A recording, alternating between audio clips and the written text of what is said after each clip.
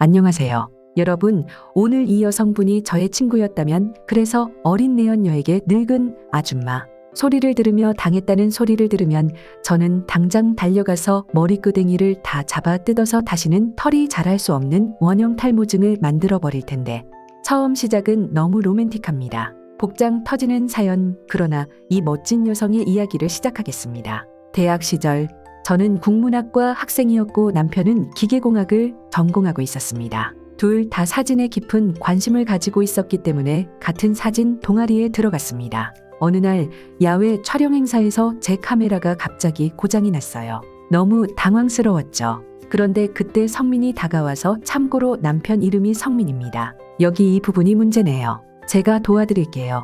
라고 말하면서 능숙하게 카메라를 고쳐줬어요. 저는 그에게 정말 고마운 마음에 미소를 지었고 그때부터 서로에게 끌리기 시작했던 것 같아요. 이후 우리는 자주 함께 사진을 찍으러 다니며 자연스럽게 가까워졌어요. 연애가 시작되면서 성민이와 저는 주말마다 서울 근교의 작은 카페에서 데이트를 즐겼어요. 거기서 서로의 관심사와 꿈에 대해 많은 이야기를 나누었죠. 성민이는 저에게 새로운 카메라 기술을 가르쳐주며 그 과정에서 제 사진 실력이 점점 향상되는 걸 보면서 뿌듯해하곤 했어요. 특히 기억에 남는 날은 그와 처음으로 함께 떠난 여행이었어요. 강릉의 작은 해변 마을로 가서 바다를 배경으로 사진을 찍고 현지의 맛있는 해산물을 먹으며 하루를 보냈습니다. 그날 성민이가 장미꽃 한 송이를 준비해 저에게 건네줬을 때 전 소박하고 로맨틱한 그 순간을 평생 잊지 못할 것 같다고 생각했어요. 대학을 졸업한 후 성민이는 꿈에 그리던 대기업에 취업하게 되었습니다. 그 소식을 들었을 때 저 역시 정말 자랑스러웠어요. 그래서 작은 축하 파티를 준비해 성민이의 성공을 함께 축하했죠. 성민이는 그날 저에게 이제 우리가 계획한 모든 것들이 현실이 될 수 있어. 너와 함께라서 정말 행복해. 라고 말하며 미래에 대한 희망을 나눴어요. 저도 출판사에 취업하여 꿈을 실현하기 위해 노력했고 성민이는 늘 저를 격려하며 너는 정말 대단해. 내가 하는 일은 사람들에게 큰 영향을 줄 거야. 라며 늘 긍정적인 응원의 말을 해주었어요. 성민이는 저에게 평생의 동반자가 되어달라는 마음을 전하기 위해 특별한 프로포즈를 계획했더라고요. 성민이는 우리 둘이 자주 가던 호숫가에서 피크닉을 준비했어요. 그날 저녁 노을이 지는 아름다운 풍경 속에서 성민이는 준비한 피크닉 바구니를 열었고 그 안에는 제가 가장 좋아하는 장미꽃과 작은 상자가 들어 있었습니다. 성민이는 상자를 꺼내며 무릎을 꿇었어요. 경민아, 나와 평생을 함께 해줄래? 라는 말과 함께 반지를 건넸어요. 저는 깜짝 놀랐지만 그의 진심이 담긴 눈빛을 보며 눈물이 나올 정도로 감동했습니다. 저는 고마워, 나도 너와 평생 함께하고 싶어. 라고 대답하며 서로 한참을 끌어안고 울었습니다. 이 순간은 우리에게 있어 영원히 잊을 수 없는 기억으로 남았었죠. 지금은 모르겠습니다. 그의 기억 속에도 남아있을지. 결혼식은 작은 교회에서 가족과 친구들의 축복 속에서 열렸습니다. 성민이와 저는 서로의 손을 잡고 결혼 서약을 나누며 앞으로의 삶을 함께 만들어가겠다고 다짐했어요. 신혼여행으로 우리는 제주도로 떠나 평소 가고 싶어 했던 아름다운 자연 속에서 새로운 시작을 축하했습니다. 그곳에서 우리는 새로운 추억을 쌓으며 서로에 대한 사랑을 더욱 확인했습니다. 결혼 후 우리는 작은 오피스텔에서 신혼생활을 시작했습니다. 비록 공간은 좁았지만 우리는 함께하는 시간이 더없이 소중했어요. 저는 오피스텔을 따뜻하게 꾸미기 위해 벽에 사진을 걸고 직접 손뜨개로 만든 장식품들을 곳곳에 배치했습니다. 남편은 그런 저를 바라보며 내가 꾸며주는 이 집이 우리에게는 가장 편안한 곳이야 라고 말하며 미소를 지었습니다. 몇 년 동안 우리는 열심히 일하며 악착같이 돈을 모았어요. 작은 목표를 세우고 서로를 응원하며 이를 달성하기 위해 악착같이 노력했어요. 마침내 작은 아파트를 대출을 끼고 구매할 수 있게 되었습니다.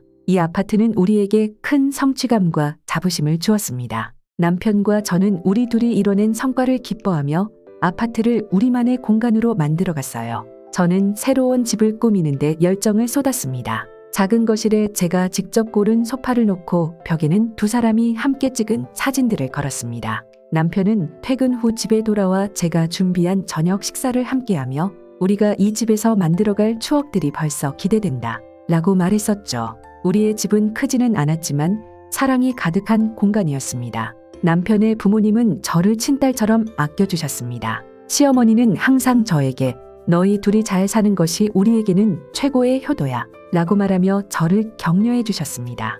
시부모님은 우리를 위해 작은 선물을 준비하거나 집에 초대해 따뜻한 식사를 대접해 주곤 하셨어요. 특히 명절이 다가올 때마다 시부모님은 저의 친정집에 갈 때 빈손으로 가지 않도록 꼭 선물을 챙겨주셨어요. 제가 친정집에 갈 때면 시어머니는 이건 너희 부모님께 드리는 작은 선물이니까 아주 비싼 것은 아니더라도 어머니에게 말씀 잘 드려 라며 정성스럽게 준비한 선물 바구니를 건네주셨습니다. 그 안에는 계절 과일이나 시부모님이 직접 농사지은 채소 등이 담겨 있었습니다.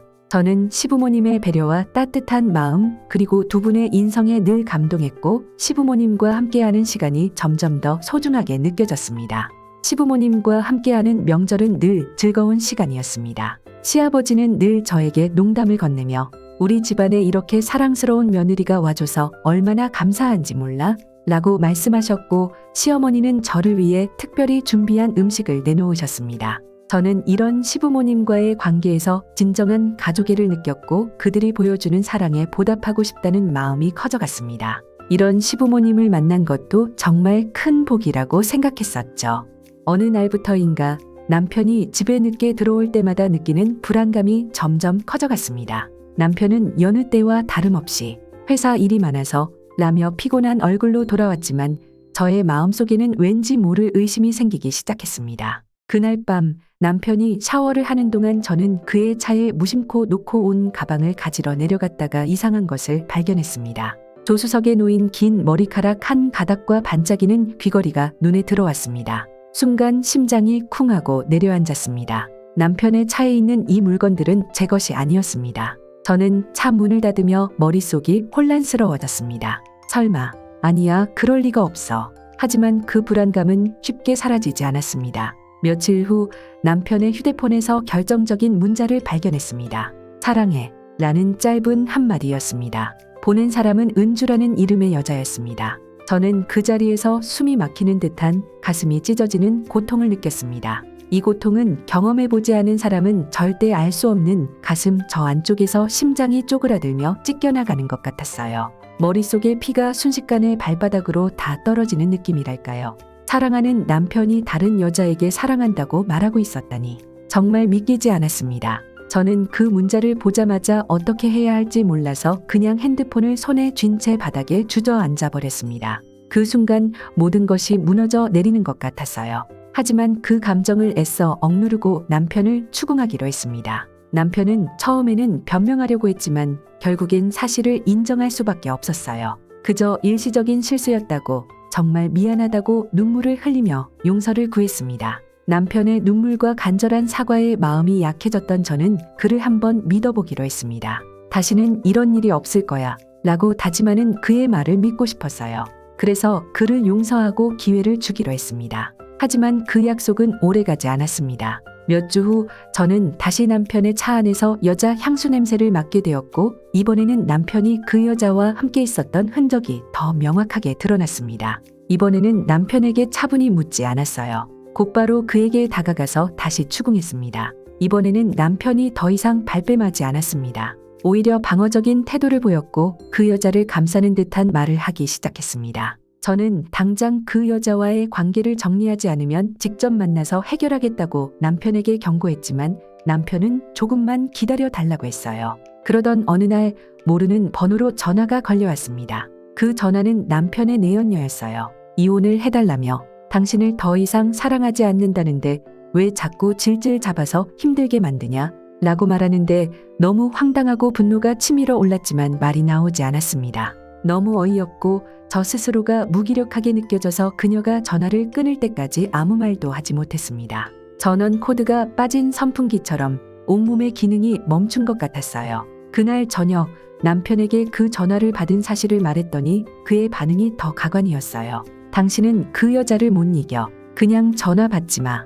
그 말을 듣고 더 이상 이 상황을 감당할 수 없을 것 같다는 생각이 들었습니다. 저는 생각할 시간과 마음을 추스릴 시간이 필요했습니다. 며칠 후 누군가가 아파트 벨을 눌렀고 누구세요? 라고 물었지만 대답이 없었습니다. 문 앞을 살펴보니 낯선 여자가 서 있었어요. 무슨 일인가 싶어 문을 열었는데 그 여자는 바로 남편의 내연녀였습니다. 그녀는 당당하게 서서 저를 향해 아줌마라고 불렀습니다. 정말 그 여자는 저를 아줌마라고 부르며 막말을 쏟아냈습니다. 아줌마, 죄송한데 아줌마는 더 이상 성민 씨를 행복하게 해줄 수 없어요. 본인 모습을 보세요. 이렇게 늙었는데 누가 좋아하겠어요? 진작 좀 가꾸시지 그랬어요. 아줌마는 성민 씨를 행복하게 해줄 수 없어요. 그러니 서로 괴롭히지 말고 글을 놓아주세요. 저는 그 자리에서 말문이 막혔습니다. 제가 사랑하고 믿었던 남편이 이제 다른 여자와 함께하고 그 여자가 저를 향해 그런 막말을 하는 상황이 믿기지 않았습니다.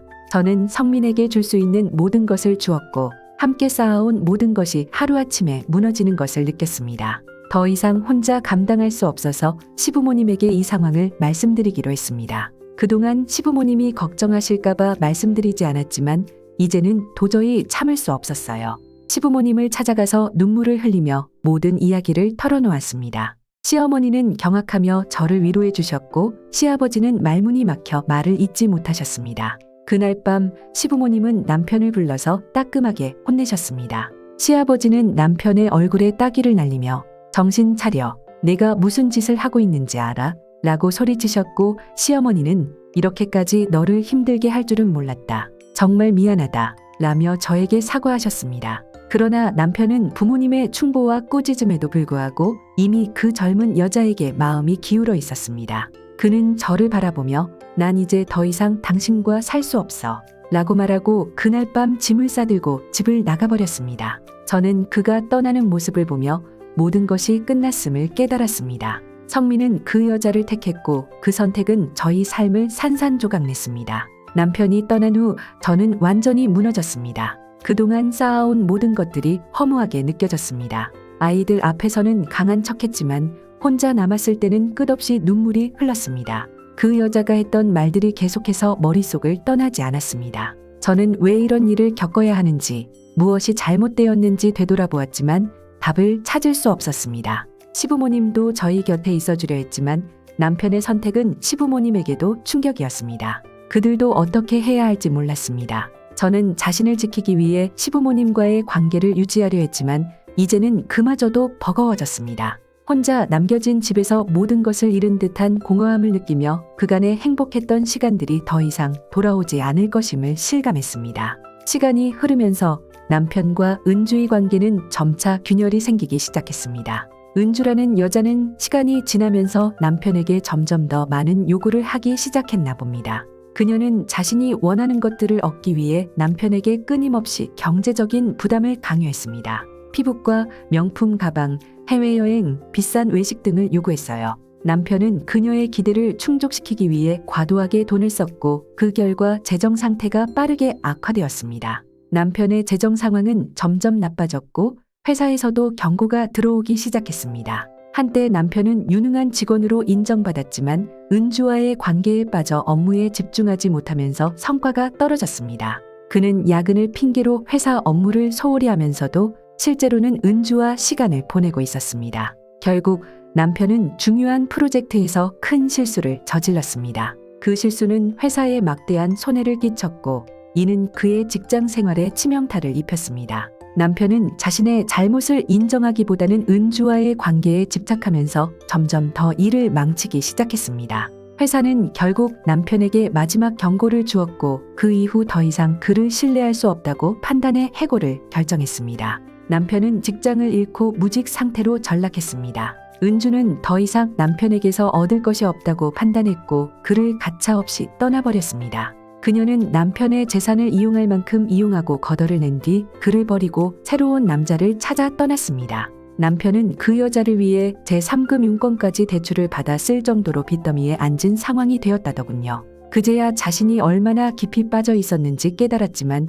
이미 너무 늦어버린 후였습니다. 그는 모든 것을 잃었고 자신에게 남은 것은 허망한 뿐이었습니다. 그 여자가 남편을 떠난 후 남편은 완전히 망가졌습니다. 그는 저와 아이들이 있는 집으로 돌아오려고 했지만 이곳에는 그를 반길 사람은 없었습니다. 저는 이미 그를 잊고 제 삶을 살아가고 있었고 아이들은 아버지를 용서할 마음이 없었습니다. 남편은 그가 저지른 실수로 인해 가족에게 얼마나 큰 상처를 주었는지 이제서야 깨달았습니다. 그러나 이제 와서 이를 돌이킬 수는 없었습니다. 절망에 빠진 그는 부모님의 집으로 돌아갔습니다. 시부모님은 아들을 받아주었지만 그들의 눈에는 실망과 슬픔이 가득했습니다.